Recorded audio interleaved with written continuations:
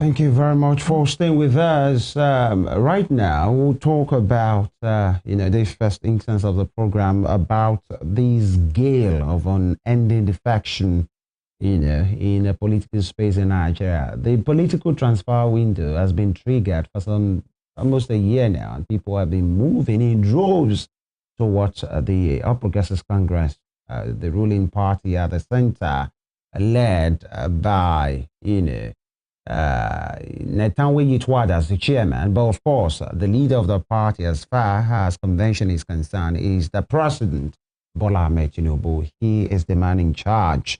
And in less than 30 months, we've witnessed many governance in which of traditionally opposition states, especially now, you talk about the southeast of the nation, which at some point you will think it's a no-go area, for what used to happen in that particular place before, the southeastern part of the country. Now it has been taken over, even not just on that, from the days of the man that stayed there in Imo State, Hope Uzodinma, those used to be traditional. In fact, all the the southeastern part of the country used to be a predominantly PDP state. Then you talk about Abga or thereabout. Now the tsunami went to the southern part of the country as well, including, and it took out Delta State. That has always been ruled by the ruling PDP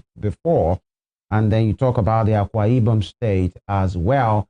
And here we are right now. Bayelsa is about taking off. It's safe to say, because the man has said, Doyediri has resigned, and many persons are calculating he will join, the APC. Before that, a day before that, it was Peter Mbah of Enugu State in the southeast who took himself, his bags, his people, the entire cabinet, and went off to the PDP as well. Now, he's needless even talking about parliamentarians, especially those of the PDP and those of the Labour Party that have cross-carpeted into the ruling APC. In fact, news added that many of the PDP governors that are there, maybe one or two or three of them, will still cross-carpet before the 2027 elections. Fasure, the Oshokomola himself, the former governor of Ekiti State, confirmed that and said the remaining 5, using his words, they will be there, they will work for Asiwaju. And we have one of them in Osun State who have said he will work for Asiwaju come 2027, as Ademola Adeleke. And so, Nigerians are asking, what is the catch?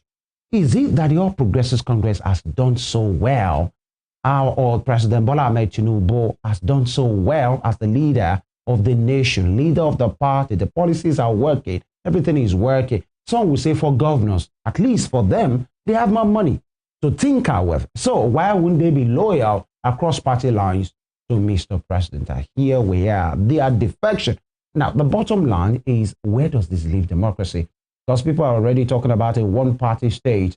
October 1, I think May 29, anniversary of democracy in Nigeria, the president, Bola Ahmed Tinubu, reiterated that point to say he's never considering it. He will never be part of that. He's a Democrat, and that will be his line. But though he's not in the place to help put the opposition together, in fact, he enjoys seeing their charade and whatever is happening to them. And it's not his business to help rally them, to galvanize them, to be united. It's never his duty. But then if everybody is coming towards the center, why not? So why will anybody want to blame Bola Ahmed Tinubu for joining people leaving their own parties? And some people, even while they're in their own party, they are saying, Baba, we will support you. That's a conversation this morning. Where does this leave democracy? Now that the APC, you can safely say, they have the 2/3 of the Senate in Nigeria. So whatever they bring, in as much they want it, they will get it. Where does this leave us now? Other persons say, why should we bother? In as much nobody is putting guns at anybody's head to cross carpet. That's a conversation this morning. We have a politician, the Director General at Heritage Center in Abuja, and of course the public affairs analyst, Dr. Katch onanuju. He joins us virtually this morning. Dr. Katch, good morning. Good morning, my dear. How are you today? Very well. Thank you for joining us. How are you? Very well. Thank you. And of course, again, we have the media advisor, safely to say is the spokesperson for former governor of Osun State, Ogbeni Aregbesola, that's Mr. Shola Fasure. We'll have him join us again. But Dr. Katch, here we are this morning, 29 months down the line, under the leadership of Bola Ahmed Tinubu, the APC is gaining members. In football terms, we call it the transfer window, and it has been perpetually open. In fact, in football terms, it's allowed for players, in as much they have less than 1 year on their contract, to trigger a release clause for themselves to go to another club. It seems that is what is happening. Everybody's eating. You know, the APC, you don't even need to talk about the National Assembly. They are in the majority there already, and this is where we are. And some are bothered. But some are saying, why should we be bothered? That is democracy. Dr. Katch, is this not democracy? No. These are the consequences of state capture. And I will want to blame those who worked with Buhari to achieve what we now have. The governors, most of them are first-term governors, and the second-term governors are probably governors who are integrity challenged. They are simply told that if you don't cross to come and work with us, we will do you what we did in Edo State. Take your state, write the results, you go to the judiciary. Of course, they know judiciary will give them the judgment that they seek. And that's actually the issue. Now that the judiciary was captured, and this is a consequence of those processes that led to the removal of Justice Onanuju and the subsequent capture of judiciary. So there are people who, when I see them, I said, what is wrong with this man? Someone like Ogbeni Ralph Aregbesola, someone like former governor Chibika Mechi, these were all part and parcel of that gang that seized the judiciary. Remember Amechi's raid on Supreme Court judges' houses at midnight? So those were the processes. Now we are suffering the consequences of that judicial capture, state capture, and so and also a weakness of the institution of state responsible for elections called INEC. And so if they come take your state and you're not happy about it, you go to court, you can get justice from the court. But I believe we've been here before. You know, under Abacha, we were here before. Under Babangida, we were here before. And under Buhari, we were here before. So it doesn't last very long. As you can already hear, those who are not happy are already doing something. Some of them doing things very desperately. And that's why you hear about the arrest of some Nigerians going back 3 weeks ago for coup. And so we're going to see a lot of reactions from these issues. For me, I will advise people to go buy their popcorn and start watching. So what you're seeing is what the APC did from 2015 is unraveling. Yes. Dr. Katch, I'm struggling to understand, because when you were laying your point initially, you talked about the Water Onoi case, Milord Water Onoi retired. You talk about the arrest of judges. You talk about Muhammadu Buhari. How is that, you know, connected to what is happening right now? All of those names and events have happened, you know, more than 3 years ago. How is it connected now? Well, that simply tells you that where we are today, the total seizure of the judiciary has a story. Okay, where we are right now, why governors are afraid, not believing if they go to the judiciary that they will not have any judgment given them, they will not see justice. I'm trying to recount to you from where it started. It started from the seizure of the seat of the Chief Justice of Nigeria under the Buhari administration.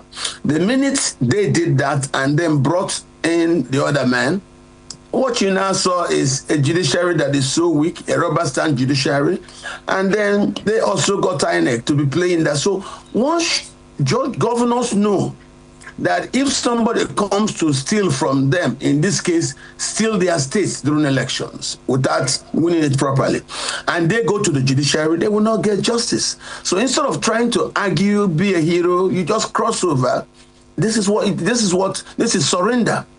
It is not a good thing for the democracy, but then this is where we are. And no matter what we say, I'm only going back to tell you the foundational stages of the problem we suffer today. It didn't just happen overnight. This is where we are. So there are those now who may be complaining. All I want to do is to remind them that they were part and parcel of the processes that led to where we are today. Just like you're seeing the talk about the arrest for coup. The majority of those who are arrested for this coup are families in the army that are linked to the CPC. So why are they angry? Why is there this internal implosion in the APC between the ACN faction and the CPC faction? This is what I'm trying to tell you. Our problem didn't just fall from heaven. No, it had a causality. Whenever you see an effect, there must be a cause for it. And I'm trying to tell you where the cause came from, and this is the effect. Dr. Onanuju, just before I move to Mr. Fasure, I would like to ask you, for the sake of Nigerians, I mean, Nigerians who are, optimistic, we can actually look at this, what's happening right now, this gale of defection, from a positive angle. What if the APC, the ruling party right now, with the kind of power they have, a lot of people from the opposition, they are cross-carpeting into the ruling party. As we speak, the APC has 75 seats in the Senate of Nigeria. So it simply means they can achieve a lot. So some would say President Bola Ahmed Tinubu actually has a golden opportunity to transform Nigeria if he wants to. Okay, if he has great policies, it's easier for him to pass. Okay, they won't have problems at the National Assembly. So some, optimists might argue that this is actually a golden opportunity to fix Nigeria if he has the willpower to do so. Not that he has the willpower. He has already shown them that he is going to do such things. That's why you saw the changing of the national anthem, the way it went. So they now understand that the man understands he needs to have these things. So that's what you see him trying to do, to get a lot more people to agree to his governance continuing. And once that is done, it has numbers, either in the states or in the Federal Assembly, to do these changes that he seeks to do. For me, I'd rather look, because I predicted this is going to happen. And who are the people fighting and complaining and screaming blue murder? The same people who brought about this particular condition today. So for me, I would simply tell Nigerians that if you go back in history, you look at what happened under Abacha, what happened under Babangida, what happened under Buhari, these things do come to an end. So everything that has a beginning will always have an end. All right, it's wrong to just start blaming Tinubu. No. Tinubu didn't just start it. The foundational stone for what we have today was laid from 2015 by the Buhari administration. All right, Dr. Onanuju, this current wave of defections, my question is, what does it say about the ideological foundations of political parties in Nigeria? If any, if they have any ideological foundations at all, what does this, wave of defections say to that? Talking about ideological foundations of political parties in Nigeria. I will tell you, these are not defections. These are surrenders. And surrenders occur when you do not have any option. When a war is over and you see one group have won and they have guns in their hands, you don't have guns. What are the guns? They have the judiciary, they have the INEC, in a very, very unfriendly manner that's not in tune with the desires of the Constitution. So knowing very well it is foolish trying to fight an army that has already crossed into your territory with guns. It's a different thing. If it were an issue determined by votes, you would not see the gale of surrender. So it is not defection. These are surrenders. Please understand that. These are surrenders because we have now gone from the regular intellectual war, which you call politics, to now a state of violent capture of state. So what you are seeing in principle are the consequences of the state capture. Okay, so and that's why I'm trying to tell you that the state capture didn't start today. The processes for this state capture were laid under Buhari. And why? Okay, look at now. It's only now the Americans are now reminding us that the genocide being committed in Benue, in Plateau, in Southern Kaduna, in Taraba, even if you want to say in the crossfire, Muslims also killed, that in their own eyes, they see that as a genocide against Christian. Don't forget, when Buhari came to Ibadan to meet Lama Deshino, it was that same Buhari. Remember what Tinubu said about Buhari when they were not in the same party? It's that same Buhari. So we finally now got Buhari in power. What did he do? He levied a religious war. You may not like the word or the thing, but I've been saying this now for the past 12 years. Benue State is 98% Christian. Why would you carry a jihad to Benue State? And then the government will be lying and masking it and telling you, this is, what did they call it again? Headers farmers crisis. There is no headers farmers crisis. So, Dr. I'm sorry to cut in. So you believe it's a genocide against Christians? A jihad. I mean, do you believe it's a genocide against Christians in Benue State? There are no two ways about it. All right. Away from that. Yes, it is genocide against. And when did it start? Yes. All right. We'll come back to that. Please, let's quickly go away from what I'm trying to tell you. Oh, okay. Dr. Onanuju, we'll come back to you. Yes, Mr. Fasure, are you still with us? I'm listening. Come on. Okay. Mr. Fasure, you are in your position. Well. Looking at the current state of Nigeria, the political landscape, you know, you've seen the gale of defections to the ruling party, the APC, the All Progressive Congress. What do you have to say about this? Where does that leave your party right now? Because it seems as though everyone is joining the, you know, the sailing ship, which is the APC right now. Most people from opposition parties are joining the APC. So far, your party, for instance, the ADC, what do you have to say about that? People are not joining your party. By now, you should be gaining support from the people. But what we are seeing now is reverse. People are still moving in droves to the ruling party. How does that affect democracy in Nigeria and opposition politics generally?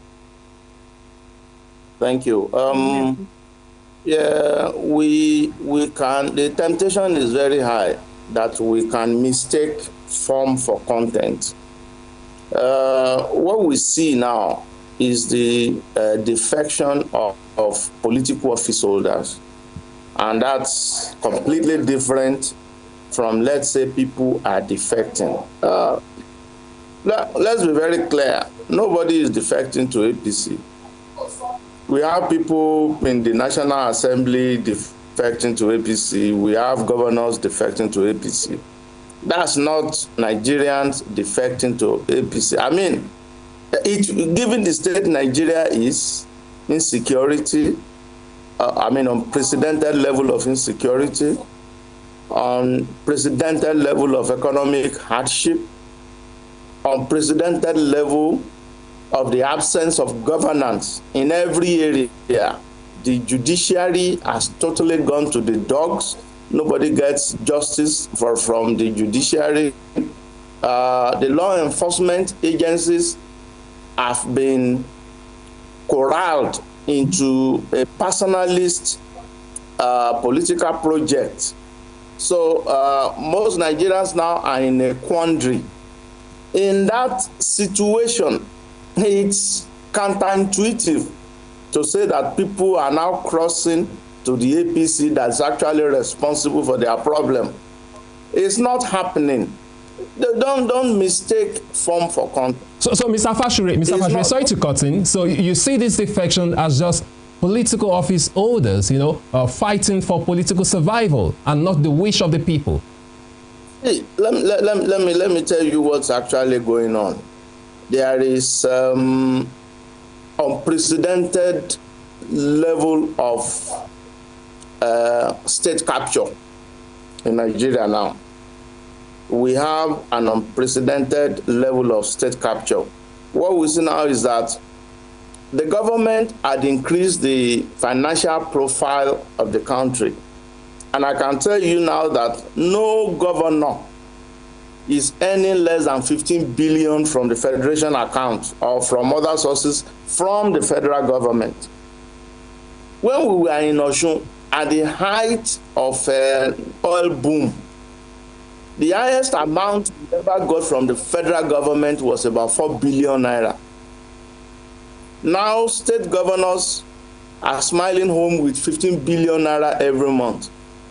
The legislators in Abuja, they are getting the minimum a member of the House of Representatives now gets for constituency project every year is 1 billion naira. That's unprecedented. That's a lot of money.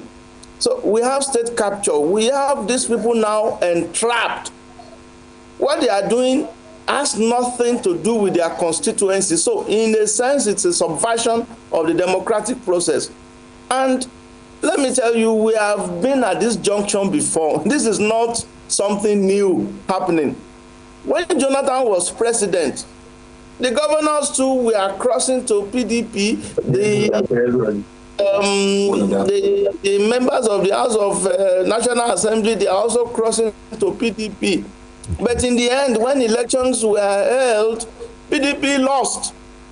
So what they are doing is not an indication of their political strength. It's indeed an indication of their political weakness.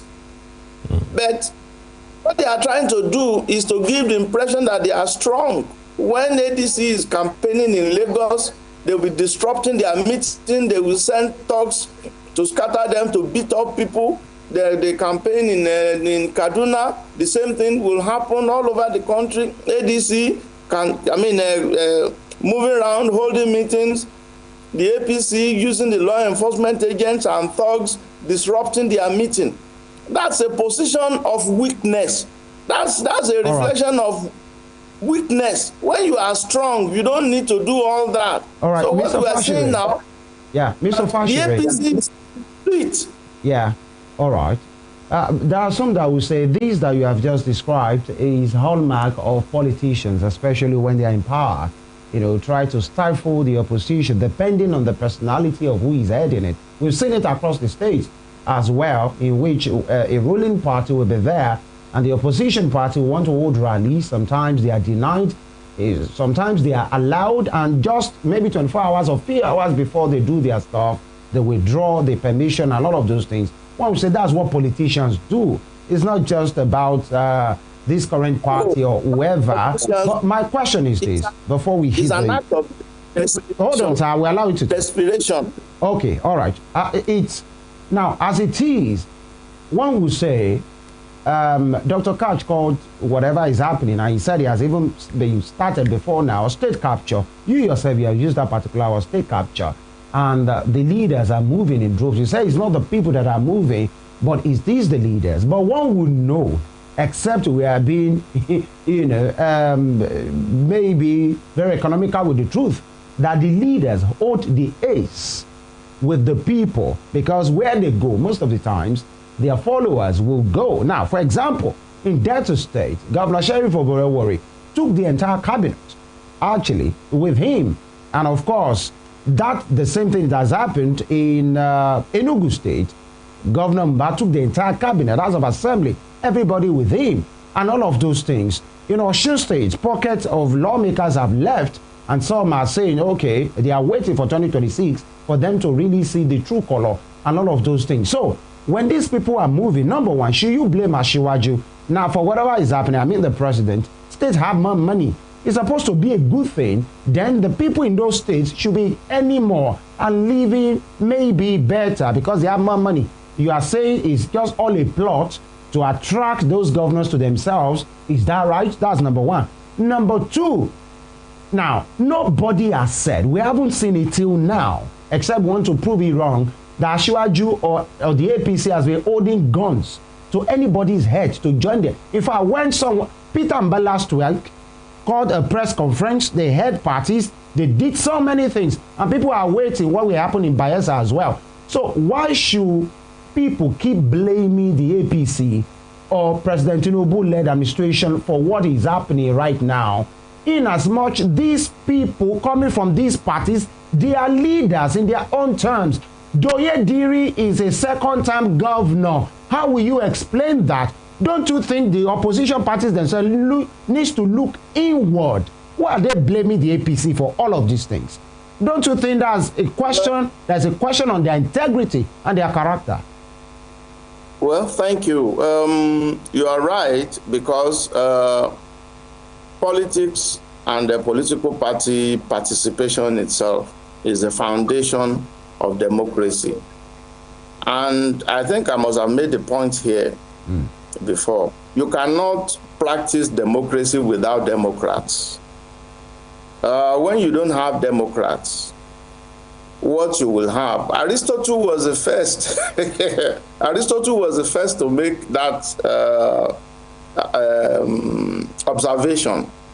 He said that democracy requires virtuous men. If we don't have virtuous men, we can't practice democracy, because democracy becomes tyranny the moment you don't have men of virtue practicing it. So that's what is happening now. When you have many people in power, when you have the majority in power, except the majority are imbued with virtue, if they are vicious men, what you will have will be tyranny. And that's what is going on. We don't have Democrats practicing democracy, so are we bereft of these people with these values that you talked about in the opposition party? Does that mean all of them, they don't have these values, including your own party? No, not all of them. Not all of them. The people you see cross carpeting, right, changing their party, are the ones affected. We still have men of integrity.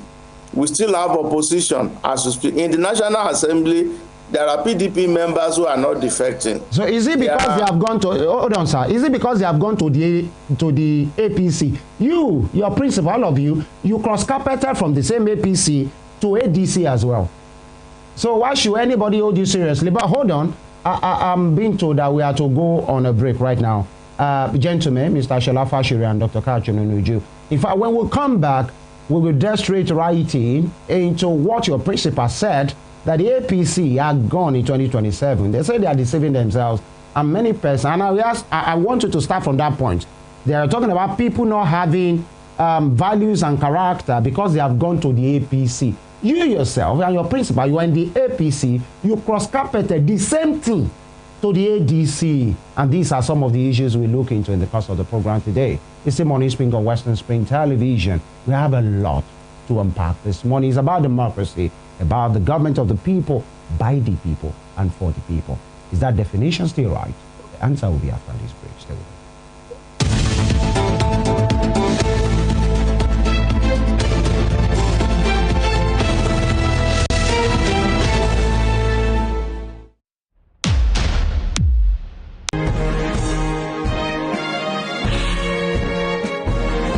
Can you imagine the feeling